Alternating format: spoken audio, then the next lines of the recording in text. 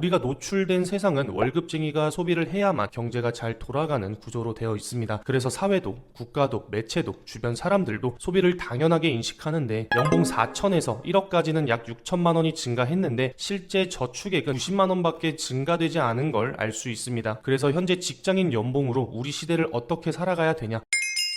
여러분 안녕하십니까? 실전 투자 전문가 트레이더 박단도입니다. 저는 전업 투자자로 전향한 지 4년차 되어가고 있고요. 시장 상황에 따라 다르지만 보통 연에 5억에서 10억 정도 운이 좋게 가져가는 것 같습니다. 요즘은 크립토 시장이 좀 차분한 분위기라 월마다 출금하는 금액은 약 3천만 원에서 5천만 원 정도 수익을 가져오고 있습니다. 평균 직장인 월급은 세전 300에서 500 정도이고 연봉은 4천에서 7천 정도가 평균인데 사실 경제적 자유를 이루지 못했다면 이런 숫자들은 의미가 없는 것 같습니다. 제가 오늘 드릴 말씀도 그 이야기인데요. 끝까지 들어보시면 이해하실 수 있을 것 같습니다. 우선 2022년 연봉 실수령액을 정리한 것인데요. 연봉 4천, 5천, 6천 그리고 1억까지 연봉하고 공제 후에 실수령액을 정리한 테이블입니다. 직장인 급여는 사실 유리지갑이잖아요. 여기 공제 항목을 보면 4대 보험이나 소득세 같은 것으로 일단 다 공제가 됩니다. 그리고 연봉이 또 오르면 오른 만큼 누진이 되어서 더 많이 떼어가는 구조로 되어 있습니다. 그래서 연봉이 3천일 때는 매년 279만 원 정도를 떼어가는데 연봉이 1억이면 약 1,000만 원 정도 공제되는 걸 볼 수 있습니다. 그리고 또 연봉이 높아지면 높아질수록 지출의 폭도 크게 늘어나는 걸 알 수 있는데 지금 보시는 게 연봉별 지출 분포도입니다. 여기 보시면 2분위는 연봉 3,800만 원 정도 되고요. 월급을 317만 원 받아서 263만 원을 지출하는 걸 알 수 있고 4분위는 연봉 7,500만 원이고 월급상으로는 634만 원, 지출은 468만 원이니까 지출의 폭도 같이 많이 증가하는 걸 알 수 있습니다. 결국 연봉이 오르면 한쪽에서는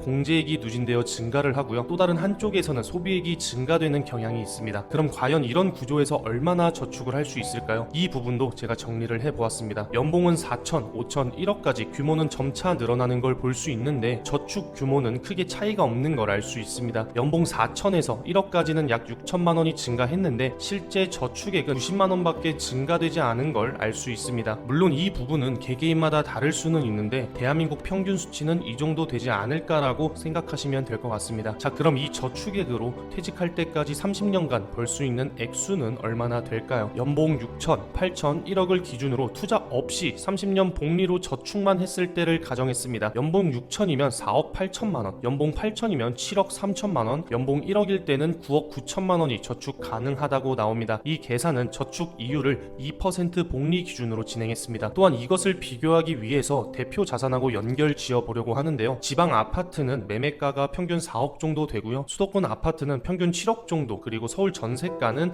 평균 6억에서 7억 정도 되고 서울 아파트 평균 매매가는 10억에서 12억 정도 됩니다. 평범한 직장인이 투자 없이 저축만으로 연봉 6천만 원이면 지방 아파트 마련이 가능하고요. 연봉 8천만 원이면 수도권 아파트나 서울 전세금 정도 마련은 가능합니다. 그리고 연봉 1억쯤 되어야 서울 아파트 한 채 매수가 가능한 규모인데요. 하지만 이것도 자산 인플레이션을 고려하면 쉽지 않을 수도 있습니다. 다시 한번 말씀드리지만 이 모든 것은 대출 조건 없이 30년 복리로 저축했을 때입니다. 그래서 현재 직장인 연봉으로 우리 시대를 어떻게 살아가야 되냐, 어떤 문제가 있냐면 첫 번째, 월급이 오르면 한쪽에서는 공제가 많이 되고 다른 한쪽에서는 지출이 늘어나는 이중고를 겪는 경향이 있는 것 같아요. 두 번째는 자기 주도적 소비를 할 필요가 있어 보입니다. 우리가 노출된 세상은 월급쟁이가 소비를 해야만 경제가 잘 돌아가는 구조로 되어 있습니다. 그래서 사회도, 국가도, 매체도, 주변 사람들도 소비를 당연하게 인식하는데 그것을 당연하게 인식하는 순간 위에서 말했던 그래프 틀 안에서 벗어나지 못하고 살아가는 것 같습니다. 그리고 마지막으로 세 번째가 가장 중요한 부분입니다. 직장인에게 투자는 물과 공기처럼 살기 위한 필수제입니다. 또한 자본주의가 붕괴되지 않는 이상 지금까지 말했던 구조는 계속될 수밖에 없습니다. 투자는 시간이 지남에 따라 자산을 증가시키는 주요 방법 중 하나이죠. 주식, 채권, 부동산, 암호화폐 등 다양한 투자 수단을 통해 원금 이상의 수익을 얻을 수 있습니다. 그리고 또 하나 중요한 부분은 투자를 안 하고 저축만으로는 인플레이션에 따른 구매력 저하를 막기 어렵습니다. 예를 들어 은행에 돈을 예금할 경우 이자율이 인플레이션율보다 낮을 수 있어서 실제 구매력이 줄어들 수 있습니다. 반면에 투자를 통해 더 높은 수익률을 추구하면 인플레이션의 영향을 상쇄하거나 능가할 수 있다는 장점이 있죠. 저와 함께 투자에 대해 공부하며 암호화폐 및 주식 투자를 진행 중이신 팀원분들은 투자의 중요성을 깨닫고 적지 않은 나이에 투자에 대한 열정을 가지고 공부하시면서 매월 투자를 진행하고 수익을 달성하고 계시고요. 어느 정도 수익이 쌓이면 리스크 관리를 위해